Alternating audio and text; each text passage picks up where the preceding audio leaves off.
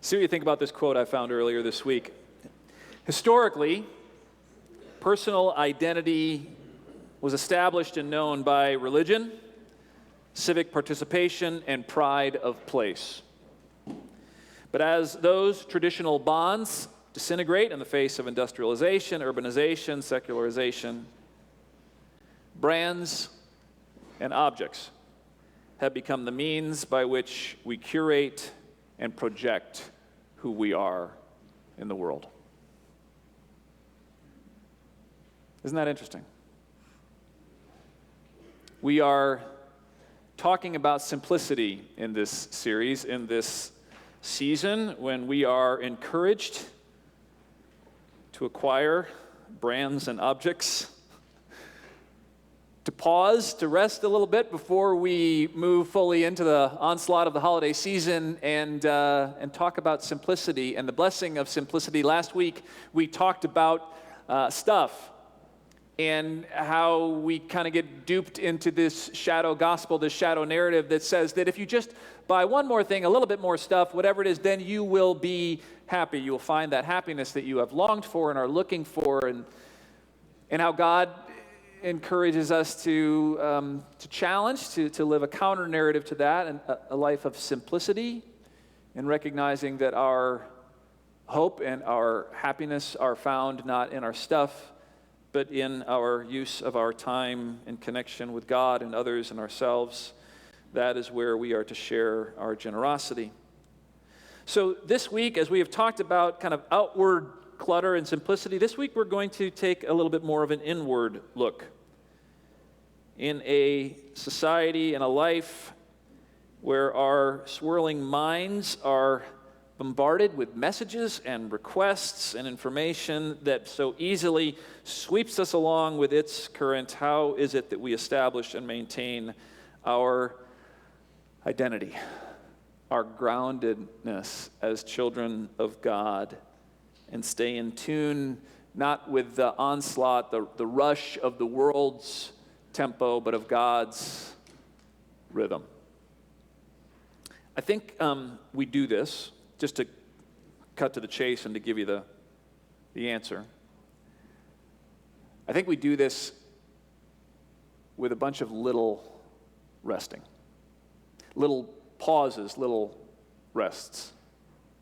And as an example of that, I want us to turn to a psalm today. It's a psalm that probably many of you have memorized, even lines from it, but we don't often read the whole thing together. It's Psalm 46. If you can find a dark blue Bible around you, I need one too. Anyone have an extra Bible lying around? Thank you. They look like this. It says Holy Bible on the outside. If you can find Psalm 46, and as soon as you find the psalm, tell everybody else what page number it's on.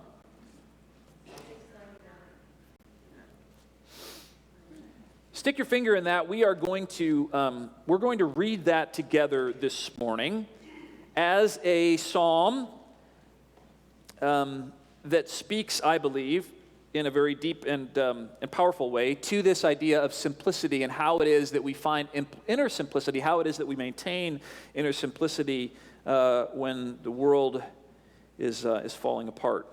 So this is what I would like us to do, okay? We need 3 groups. You all are going to be group 1, okay? You all over here are going to be group 2. You're group 3, okay?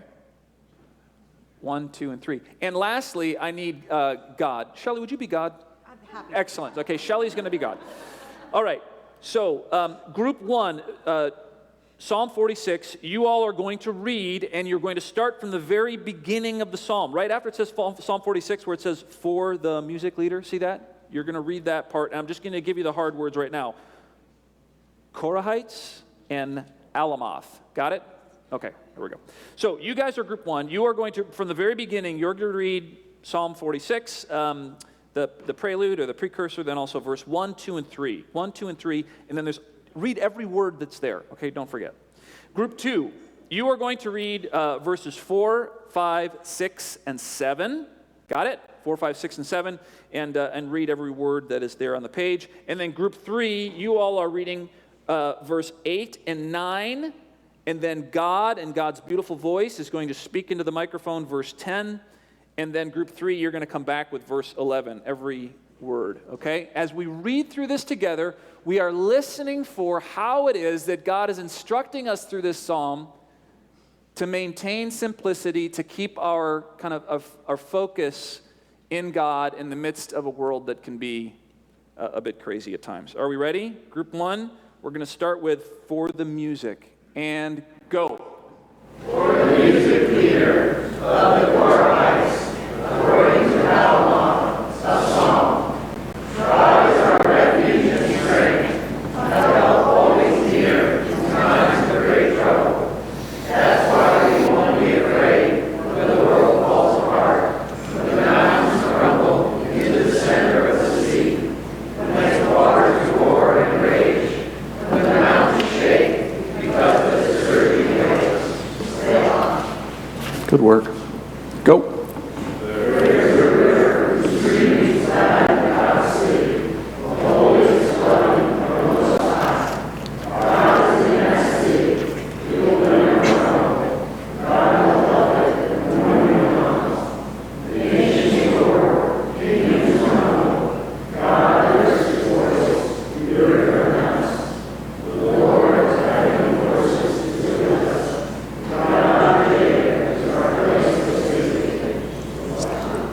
Group 3. Come see the Lord's deeds, what devastation he has imposed on the earth, bringing wars to an end in every corner of the world, breaking the bow and shattering the spear, burning chariots with fire. That's enough. Now know that I am God. I am exalted among all nations. I am exalted throughout the world. The Lord of heavenly forces is with us. The God of Jacob is our place of safety. Selah. Well done. Friends, the word of the Lord. What did you hear as we were reading and thinking about simplicity and the world falling apart? Any lines that stuck out? Any pieces of wisdom that you think God is speaking to us through this psalm as to how it is that we maintain simplicity and balance? Say again. Yes, kingdoms crumble. That's what they do. Yeah, refuge. God is our refuge and our strength as things are crumbling. We will not be afraid when the world falls apart. Isn't that nice? Anything else stick out to anybody? God's city will never crumble. Don't you just love the imagery? There is a river, right, whose waters make glad the city of God, and God dwells there, and it will not crumble, will not fall apart. How do we get to that city? Well, another thing that kind of sticks out as you read through this psalm is a word that maybe some of you know, you don't know, but each one of you said it. There's a word that showed up 3 different times that we don't know what it means. Anyone catch that one? Selah. Selah is actually, it's a transliteration. It's a word from the Aramaic that we didn't really know how to translate, didn't know how to translate it into Greek, didn't really know how to translate it into German or English or however this holy book was translated over the years. So they just kept the sound, Selah. And I think it's kind of one of those onomatopoeia words. I think it kind of does what it says, Selah. It's understood by most commentators and Bible historians is that Selah means rest. Rest. What is this psalm? You guys read it, first of all. When we say psalm, what are we actually saying? Song. This is a song that was written, and so this would be a musical direction. Rest. Either allow for everyone just to rest. We're going to read the first part, and it kind of builds, and then Selah. And now we will begin the second section. And then we come to that and we rest, catch your breath, and we begin again and we end with a rest. And it could be time for all of us to collectively rest. It might be one of those things that perhaps just the voices rested and the music continued in the background. And so that sometimes, I don't know if you've done this before, sometimes when you're singing in groups like this and you start to sing, the rhythm gets off a little bit and people start to kind of get on different tempos. And then if you stop and you listen to the bass or the piano or something, it all of a sudden you go, okay, I got it again. And we can start again in rhythm, in tempo, Selah. Selah. Now, if you were to take a look at this psalm and you were to take a look at the three places where Selah shows up, and you were to, say, transfer this psalm, say, into our daily life, literally into a day, then it's as if Selah shows up at, 9 o'clock in the morning, and then again at 1 o'clock, and then right before bed. Sounds like a kind of a wise outline to life, doesn't it? Finding times to pause, to rest, to get your ear of your heart back in tune with God's rhythm rather than getting carried away with maybe a counter-narrative, Selah. This idea of pausing 3 times during the day, reconnecting, reestablishing, realigning. It sounds like a really good idea, and it is a really good idea, and that's why a lot of our Jewish brothers and sisters have been doing this for thousands of years. It's called the tefillah. 3 times a day, 3 times of prayer a day, where you stop in the morning, you stop in the middle of the day, you stop in the evening, and you just simply reconnect to God. There are some traditional prayers that go along with the Jewish tefillah. But the reason they do this, we believe, is that at least the teaching has been that it used to be in the Old Testament, the priests 3 times a day would offer sacrifices to God. And so when the temple was destroyed and the Jews could no longer do that wasn't part of the rhythm, then they took that rhythm into their daily lives by instead pausing 3 times a day and just remembering God, offering themselves up to God, receiving God's blessings for them 3 times a day, the tefillah. How do we maintain simplicity and balance and peace in the midst of a world that is falling apart?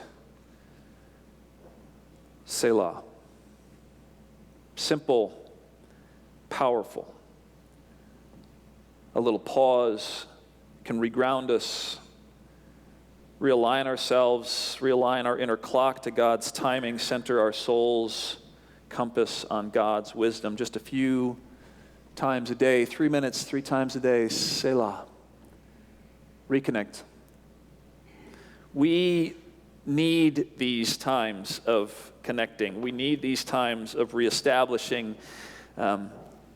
Because if you read through this psalm carefully, you can see what the psalmist is saying here. In verses 2 and 3, the psalmist doesn't say, if the world falls apart, what does the psalmist say? When the world falls apart. When the world falls apart. Not if the waters rage, but what? When the waters rage. When the world falls apart, when the waters rage. Friends, that's what life does. It falls apart. My life falls apart. And your lives fall apart. And the winds rage, and sometimes it feels like the ground beneath your feet literally shakes, because that's what life does. Life falls apart. And it's not if it's going to fall apart, it's when it's going to fall apart. And if it's fallen apart once, it's going to fall apart again. That's what life does. And one of the insidious things about our positive American culture is that we think that somehow we can live life in such a way that we'll just move from one success to the next, from one degree to the next, from one promotion to the next, in this never-ending trajectory towards more wisdom and more completeness and less falling apart. Friends, that's just not the way it works. Life falls apart.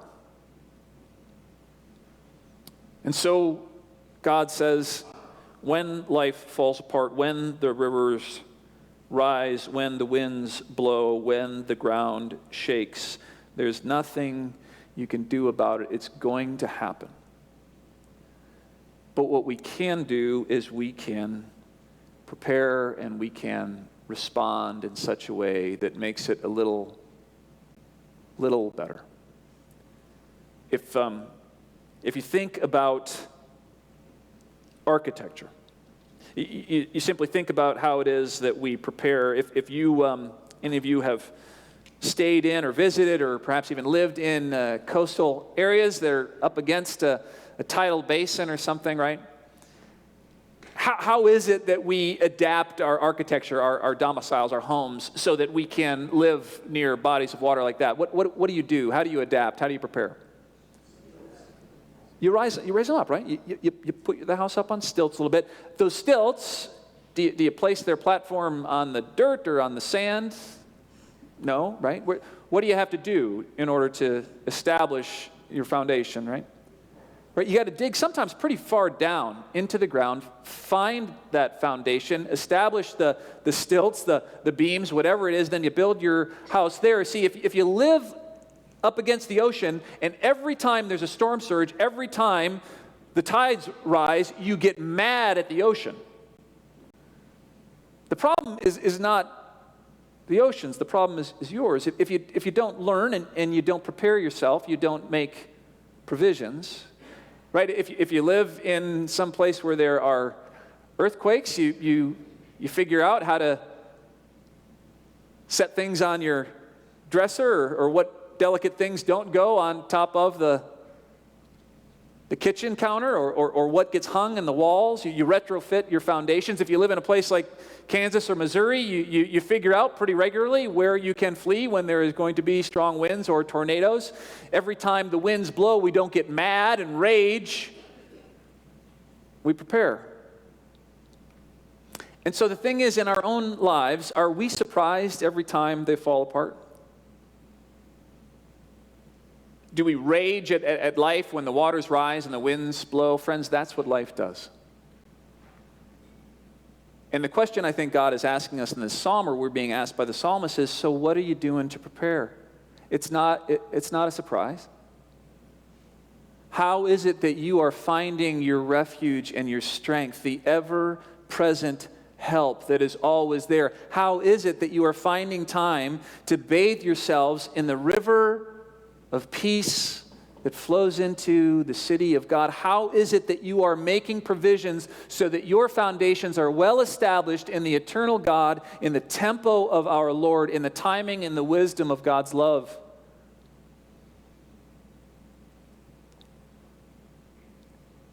God is our foundation and our strength, our refuge, our ever-present help. Life is not easy. Life has always been a challenge. And then on top of that, we are cursed with these brains of ours, these brains that I was reading recently that we have about 3,000 thoughts per hour. That this is just on any given day. 3,000 different thoughts will come into and remain or flit out of your brains, which means then, of course, that you've got about 50 thoughts a minute, about one thought every second. That's just who we are. That's just like ground zero. We're these people who've just got thoughts coming at us all the time. And then, on top of that, in today's society, we're exposed to nearly, somewhere between 4,000 and 10,000 different advertisements each day. The more screens, the more channels, the more digital platforms that you expose yourself to, this number goes up exponentially. So add on to your thoughts all of these things and all of these. Are you guys familiar with the attention economy? This is the growing economy in the last 10 years. The attention economy has as its product what? You. Your eyeballs, your attention. How is it that Facebook and Google and these things are free? Because they want your attention all the time. And if they can get your attention, they can sell it to other people. You are the product. We are the product. In an attention economy, not only do we have our natural thoughts that flow through our minds all the time, not only do we have advertisements coming at us, but we have become the products. So these businesses have become so good at pinging your dopamine releases, finding some other way to get you excited, other ways to get you nervous, ways to get you scared, ways to get you interested, how many likes, how many tragedies, how many things going on so that we can keep your attention focused on this screen, attuned to this device, whatever it is. That's the world we live in. The winds are always raging. And people want you to believe the ground is always shaking, your hair is always on fire, so you better look, you better click, you better buy, right? And then on top of all that, of course, we have got a workplace that, isn't it nice that I don't have to go into the office anymore, but I can sit on a park bench, or I can sit in my bed at night and I can get all my work done. You know what stinks about that? I'm always at work. I'm always at work. And then, we've got the normal things that happen with our families, and we've got this attention economy that wants to draw us in all the time. Friends, the question is not when we will feel anxious or overwhelmed. Or it's not if we will feel anxious or overwhelmed. It is not if our souls or our lives will be swept up and overwhelmed. It's not if we will feel like our hair is on fire or the ground is shaking. It's when. And it happens more and more often. But God says, we can be people who find ways, habits, traditions of grounding ourselves in a foundation that is eternal, that will give us hope. We can't stop it, but we can work to build habits and practices that cause us to rest. Selah. And realign ourselves with an eternal temple that keeps us a little more foundationally balanced and secure even amongst the winds of life. If any of you have time, one of the things we're trying to do with this series, as with others, is to provide not just ideas and thoughts and prayers, but also opportunities to put these things into place. And so last week we talked about how we can Marie Kondo our lives, and we gave you organizations that you can give your stuff to as you try to simplify. We've also got small groups, and on the 14th of December, we're having an Advent retreat, and the information is in your insert there. And we would invite you, encourage you to make time for connecting with other people, connecting with God, being intentional about retreating. If you haven't been on a retreat for a while, it's time. Step back from the onslaught, reconnect with the deeper truths. Retreats are wonderful, but some of us have a hard time finding a day or a half day even. So if that's the case with you, you got to find something that does. You got to find something that does work, because we all need it.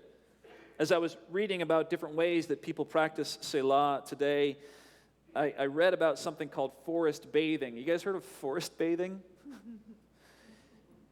It's another practice, like Marie Kondo, that we borrowed from our Japanese friends, part of the Shinto religion. If any of you has been to anybody been to a Shinto shrine? If you go to a Shinto shrine, probably you were outside. Because the Shinto religion is very much about nature and creation, and so many of their shrines are outside, and sometimes they don't even have roofs, and oftentimes are found in the middle of forests, which kind of grounds you. Just being in that shrine, you are in this natural cathedral, and the height of the trees and the warmth of the ground and the sounds just kind of grounds you in this larger, beautiful creation that helps you to find Selah. And so there are groups, you can Google this. If you want to be a forest bather, you can find a group of people in Kansas City who will be taken by a guide literally out into the middle of a forest. And you stand together. And you take a moment just to listen to the natural sounds about you. You look up in the air and you appreciate the beauty and the age and the grandeur of the trees.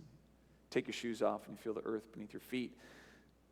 Forest bathing. Maybe it's not for you, but it is an act of Selah. There's another thing that I read about. It's called dopamine fasting. Okay, maybe this is your thing. Dopamine fasting, you guys know what dopamine is, right? That's the chemical that's released in our brains when we get a hit, when we get excited, when we get nervous, when we get scared. Cameron Sepa, who's a clinical psychiatrist at the University of California, San Francisco, has introduced this idea of dopamine fasting, and it, coming from the Bay Area, it's a nice place to lead this charge. He says, taking a break from behaviors that trigger strong amounts of dopamine release. Now, in the past, this used to be something like gambling, right? or things that you would do, adrenaline rush kind of things. He said, but today the fact is we can have these dopamine rushes in a repeated fashion throughout the day. This can come in incessant shopping online or brick and mortar. Certainly there's still the option to gamble, but if you don't have time for either of those, just take out your phone, stare at the internet and browse, check out how many people have liked your last Instagram post. Dopamine fasting helps your brain, Sepa says, to recover and to restore, even for just a few minutes, to leave your devices behind, to sit, because without breaks, we become habituated to high levels of this chemical, and so we feel the need to seek out even higher and higher doses of this stimulation to achieve the same pleasurable effect.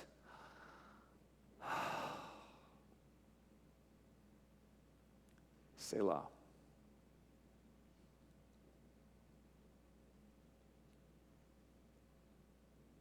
If none of these work for you, then I would turn you back to the 3,000-year-old practice of tefillah. 3 minutes, 3 times a day. Find what works for you. And regularly, 3 times a day, pause, fast, bathe in a God who reminds us that we are not alone, that we are part of a larger creation. We are children of a big God whose wisdom and ways are bigger than ours. And even these little periods of fasting, of bathing, of pausing and connecting, they won't answer all of our questions. They won't make the storms go away, but it will help.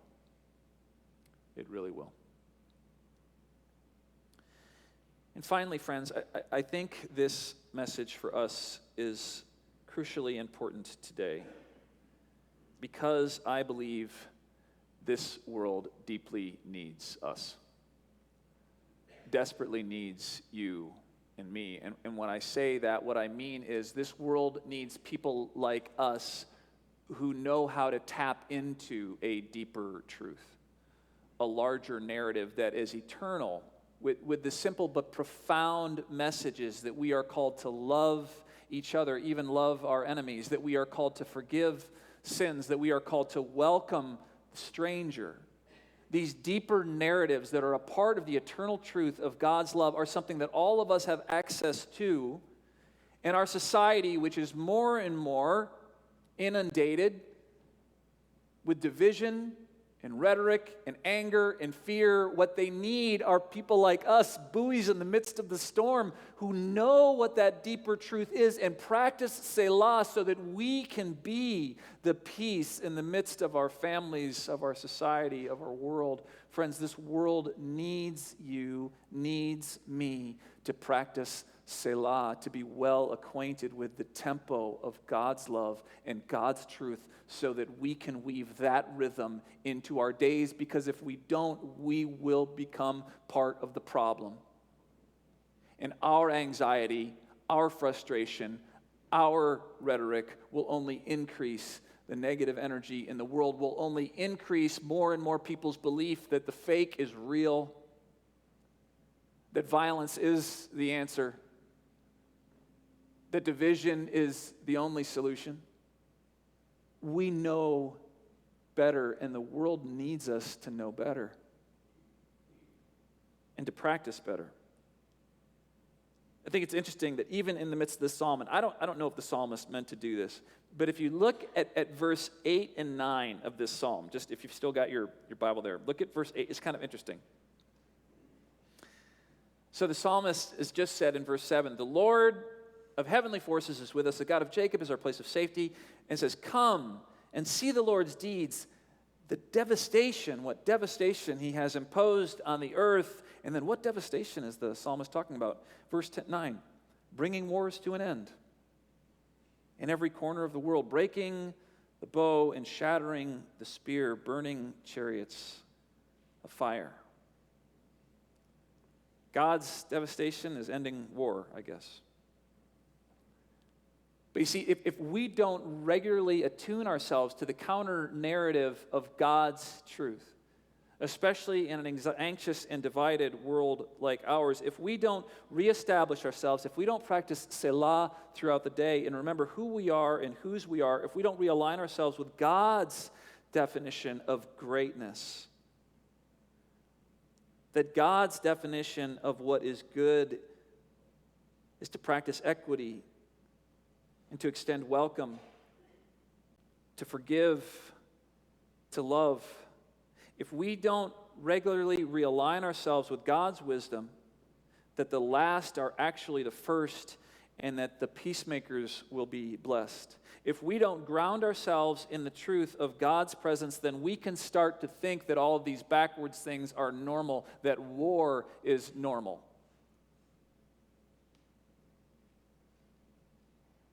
And that ending war somehow is devastating. If we don't ground ourselves in God's truth, in God's presence, in the Selah of the wisdom that we know is eternal, then we can start to think and believe the fake news, and we can become a part of the problem, the division ourselves. Whether we would say it out loud or not, we can start to actually believe that more money and things will make us happy. That if you're really strong, you'll never admit your mistakes. That refugees probably are the problem.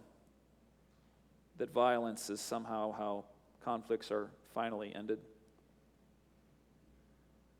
God says, Selah.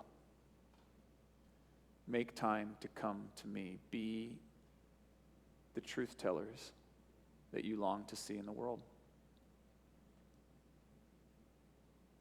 God says, make time for me. I'm here. I'm here. There is a river whose streams gladden the dwelling of the Most High, and God is in that city, and it will never crumble. For God is our refuge and our help. The Lord of the heavens is with us. The God of Jacob is our place of safety. We just need to find time to remember that and to practice that. Selah.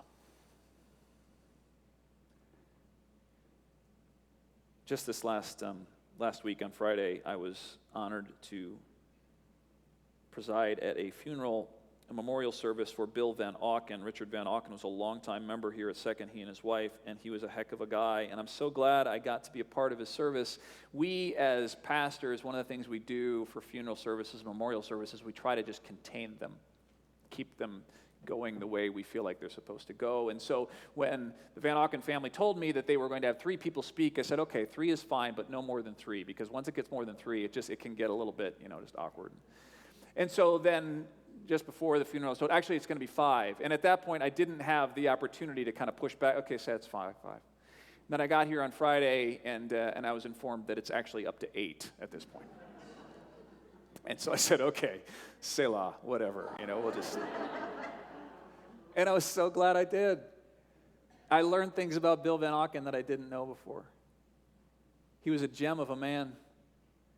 And one of the things that he did, probably better than anything else, is he knew how to play, he knew how to have fun, he knew how to take time for and care for his wife, who for the last 10 years of her life struggled with dementia.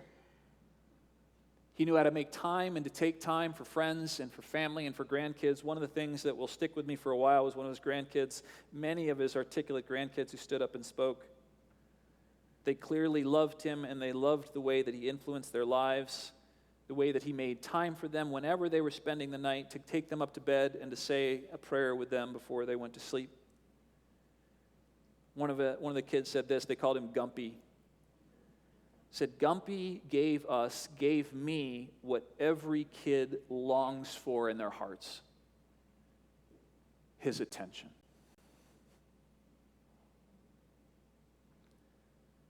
Friends, God has given us God's attention.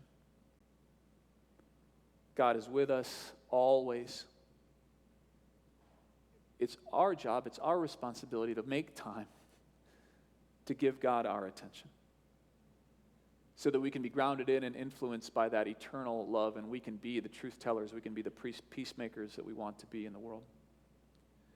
And so as our affirmation of faith this morning, I would like us just to do a corporate practice of Selah.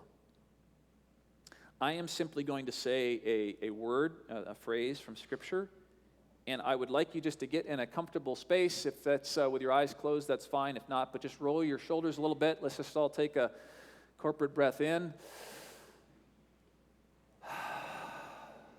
Out. And I'd like you just to repeat after me what I say, this sentence, and then we're just going to sit with it for a little bit. And let's just make ourselves available to God. Repeat after me. Be still and know that I am God. Be still and know that I am God.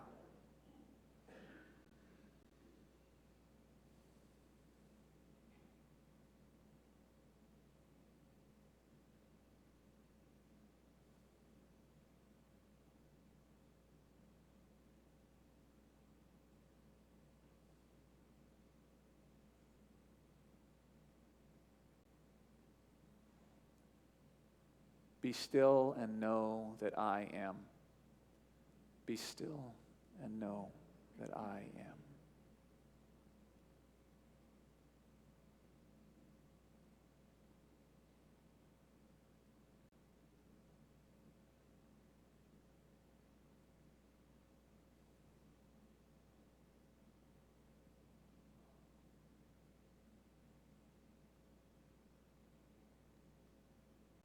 Be still and know. Be still and know.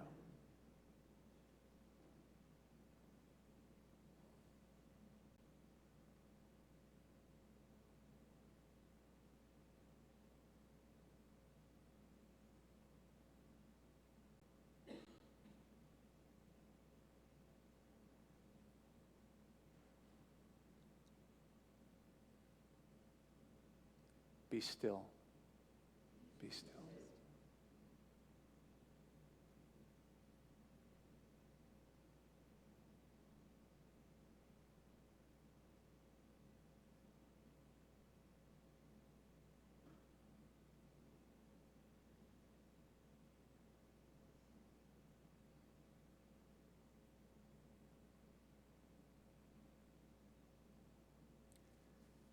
Amen.